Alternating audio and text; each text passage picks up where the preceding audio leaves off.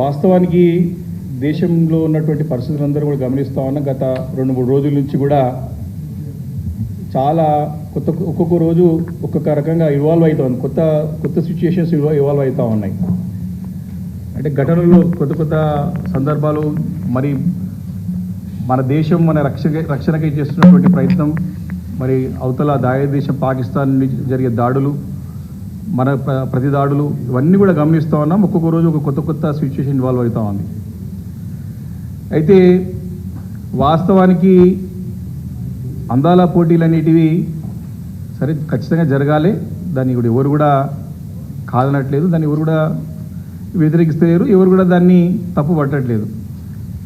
కానీ అందాల పోటీలు అనేవి ఎప్పుడు కూడా ఆహ్లాదకరమైన వాతావరణంలో జరగాల్సిన అవసరం ఉంటుంది.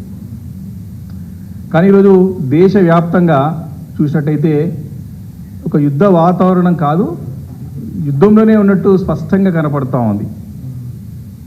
మీరు ఒక్కసారి చూసినట్టయితే పొద్దు నుండి సాయంత్రం ప్రతి ఒక్క పౌరుడు కూడా, దేశ పౌరుడు కూడా ఏం జరుగుతుందని ఎప్పటికప్పుడు కూడా కేంద్రం నుంచి వచ్చే సమాచారాన్ని చూస్తూ మరి ముందు పోతే సందర్భం ఇది. ఇలాంటి మరి యుద్ధ వాతావరణంలో మీరేమో యుద్ధ ప్రాతిపదికన అందాల పోటీలు నిర్వహించాలని చెప్పి 3 అంచెల మరి భద్రతతో మరి అందాల పోటీలు నిర్వహిస్తామని చెప్పి ఒక షెడ్యూల్ ప్రకటించినారు. మరి నిన్ననే ఒక షెడ్యూల్ వచ్చింది.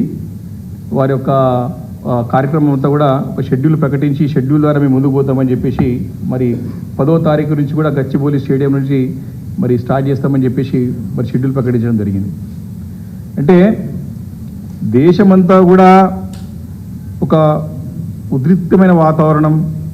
సరే, న్యాచురల్గా జరగాల్సినటువంటి ఏమిటి ఆపడం అవసరం లేదు, ఎమర్జెన్సీ సర్వీసెస్ కానివ్వండి, రొటీన్గా జరుగుతాయి. కానీ ఈ అందాల పోటీలు అనేటివి మాత్రం ఖచ్చితంగా మంచి వాతావరణంలో, ఒక ఆహ్లాదకరమైన వాతావరణం జరగాల్సినటువంటి అవసరం. కానీ ఈరోజు ఆందోళన మధ్య అందాల పోటీలు జరిగేదాన్ని మాత్రం ప్రజలందరూ కూడా ప్రశ్నిస్తూ ఉన్నారు, అందరూ కూడా వేలెత్తి చూపుతూ ఉన్నారు. దేశమంతా కూడా మరి మన వైపు చూస్తూ ఉంది. కాబట్టి ఒక్కసారి దీని గురించి ఆలోచన చేసుకోవాలా. ఎప్పుడు కూడా ప్రభుత్వం అనేది, అధికారంలో ఎవరున్నా సరే మననం చేసుకోవాలా. మనం చేస్తుంది కరెక్టా రాంగా, ఏ డైరెక్షన్, రాష్ట్రం ఏ డైరెక్షన్లో పోతుంది, ఏ దారిలో పోతుందో చూసుకోవాలా. రాష్ట్ర పరిస్థితి ఏమో కూర్చొని చేతిలో రాయలేక రాష్ట్ర పరిస్థితి అయిపోయింది ఈరోజు. కాబట్టి రాష్ట్రం అనుకున్నటువంటి ప్రభుత్వం సలహాదారులు కానీ, మేధావులు కానీ ముఖ్యమంత్రి గారికి సరైన సూచనలు సలహాలు ఇవ్వాలని చెప్పి బీఆర్ఎస్ పార్టీ మరి కోరుతూ ఉంది.